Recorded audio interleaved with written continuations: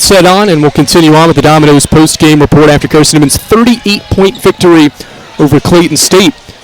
Well, Coach, you shoot 52%, you make 17 threes, and you made 46% of your three-pointers. The offense was clicking on all cylinders. You started with the press. That worked well for your offense. You got a lot of easy baskets, and then into the third quarter, you went 2-3 zone, and that disrupted Clayton State, and you still got a lot of offense after that. Yep. What pleased you the most about how everything seemed to work in this game? I mean, there's a lot to be happy with, obviously. I mean, and you and I have talked off camera, obviously, about our game plan for today. And I wanted to see us put the ball in the bucket. I wanted to see us take care of it. I know we end up with 23 turnovers, but we have 22 assists, which I always want the positive. But then when you look on the flip side, you know, they have 27 turnovers, only 5 assists. But thought we took care of it early, made shots. Jen obviously hit well there early. And I haven't looked at it to see how many people made a three. 1, 2, 3. 5, 6, 7 different players made a three. But it's just fascinating to me that you look at what happened last weekend, and as a coach, it makes you proud that you can go home, bad taste in your mouth, work on a few things, and then try to like tell ourselves like that's not who we are. Right. We're not that type of team. I mean, we were like basically dead last in the South Atlantic Conference in field goal percentage and three-point percentage, and then you have a game like this, which we're not capable, like you're not going to do this every game, right. But you have the capabilities of doing something similar to this more times than not. In the first half, you pressed a bunch, you got a bunch of turnovers, some easy baskets, and that's what led to a 53-point first half. Why do you think your team was so ready to play from the jump start in this game? You led by as many as 27 in the first half. What impressed you the most about both ends of the floor to get things started in this game? Well, I mean, we had a conversation in the locker room before the game about, I mean, from Division II girls basketball standpoint, I mean, it means something to wear the jersey that a lot of players before these players have created.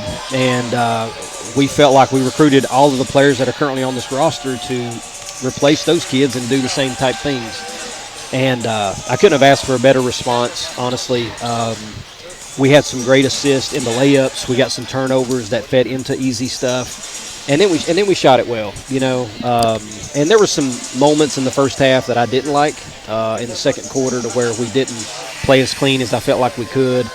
But we carried a 20-point lead into the half, and then the third quarter we decided to go zone for a variety of reasons. They were 1 of 7 from the three. We have a game tomorrow at 4. We didn't want to press the whole game, and why would we? We were at 20. And then we outscored them 26-1 in the third quarter. So zone worked well for us, and then in the process of all that, we still scored the ball well.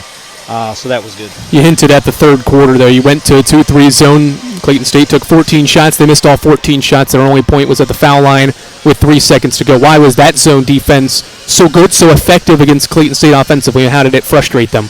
Well, you obviously scout, and Anderson had played them the last game, and they moved to the zone a little bit, and was able to hold them in check to some degree. So we knew it was one of those things to where if the press wasn't working and our man-to-man wasn't working, it might be something that we go to. So we spent some time on it this week trying to prep for it, and we pulled it out at the right time. And, again, it was a twofold thing. I mean, if we didn't have a game tomorrow, maybe we'd have just stuck with the man. But we felt like we really needed to go with it to save legs. And the good thing is it worked beautifully in terms of us creating a big enough margin to where, I could rest almost all of the starters the entire fourth quarter. And then, the bench players were able to – they were iffy a little bit in the first half, but they were able to come out in the second half, especially there in the fourth quarter. And there's some things to work on. I mean, there's a lot of youth and inexperience out there, but they still scored the ball enough to where it was a 24-17 quarter. 5 players in double figures. Obviously, Jen Sullivan is going to headline that with her 27 points and career-high 7 3-pointers. Maddie Knuckles, 14.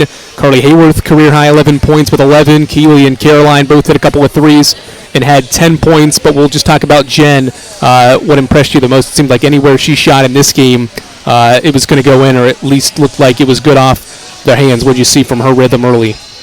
Well, I mean, she likes being down here. This is obviously she shot really well in our tournament win last year against Anderson, and she scored like the last couple of buckets we actually made against Coker in the semifinals. So, I think we've shot it well down here. the times that, with the kids that we certainly have on roster, we've shot it well when we've come down here. And but Jen has a skill set that many don't have, and I think she really wanted to try to put some things on her shoulders to try to carry us out of the funk that we were currently in. And she goes 10 of 15 from the field, 7-11 from the three. Yep. 27 points. What'd she have? 6 assists, 4. I mean, it's a pretty stout stat line. But she's capable. I mean, it's hard to go 7-11 from the three every game, but we need games like that when she's doing that kind of stuff and everybody else pitches in. Like you said, with Knuckles with 14, Keeley played solid with 10, and Caroline with 10. You have Carly with 11, and Harmony almost got the double figures with 9 points. And everybody that entered the game for us scored, which is another solid moment. You know, that for some of these kids, like that's Delaney's first bucket in college. I guess that Chloe had already scored. So I guess that was basically Delaney's first bucket. You hinted at it, short turnaround, less than 24 hours. You'll face a North Georgia team that's moments away from playing a Lincoln Memorial team that you'll also see this season. Yep. What does this group need to do? Obviously going to be riding high heading into Saturday's game with the Nighthawks, a team you're familiar with and made it to the region title game. What does the focus need to be to enjoy this one, but then quickly get ready for a stout North Georgia team as usual? Yeah, when you get in a tournament play like this to where you know who your opponent is the next day, it's great that we won, but we play tomorrow at 4 o'clock, and so we're going to automatically turn the page and start watching North Georgia. LMU started off well this year. They're 2-0. North Georgia's 3-2, but they went up and played some dogs up there at Ferris State and Gannon and lost those games. But we know, they're probably one of the best teams in the region this year. And so it'll be interesting to watch a SAC opponent.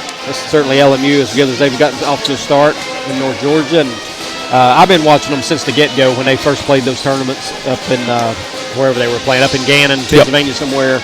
As we talked about it, they've got over 300 and something collegiate starts, and poor old me sitting here with like 90 starts on our roster. So they certainly have the experience edge on their side, and all these portal transfers. I think they've got 4 kids out of their 10 that actually started at North Georgia, and the rest are transfers. And Buffy does a great job, and they've picked up some really good players. So it'll be a challenge for us for sure.